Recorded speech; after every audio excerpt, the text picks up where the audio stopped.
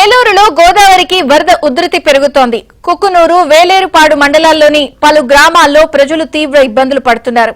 వరదల సమయంలో తమ ఇళ్లను కోల్పోతున్నామని గ్రామస్తులు ఆవేదన వ్యక్తం చేస్తున్నారు.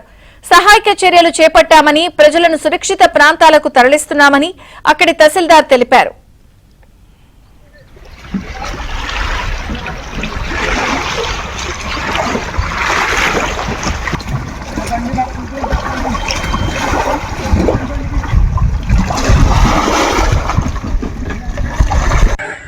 ఇప్పుడు ప్రజెంట్ మనకి వచ్చే ఈ వరదల రీత్యా మేము పబ్లిక్కి అందరికీ కావాల్సిన సదుపాయాలన్నీ అరేంజ్ చేస్తూ వాళ్ళకి ఏదైతే పీడిఎస్ రైస్ ఆ స్టేషన్స్ ఏదైతే ఉన్నాయో ఆ షాపుల్లో ఎల్లో నుంచి ఎవరికి ఇబ్బంది లేకుండా చేస్తున్నాం.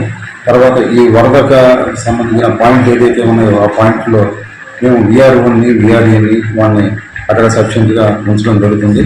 వాళ్ళకి ఏదైనా ఇబ్బందులు ఏమైనా కలిగితే మేము రెడీగా వాళ్ళకి సేఫ్ సైడ్గా వాళ్ళని తరలించడానికి రెడీ చేశాము. గోదావరిలో చాలా ఇబ్బందులు పడతాను. ఏటా పెడతాను.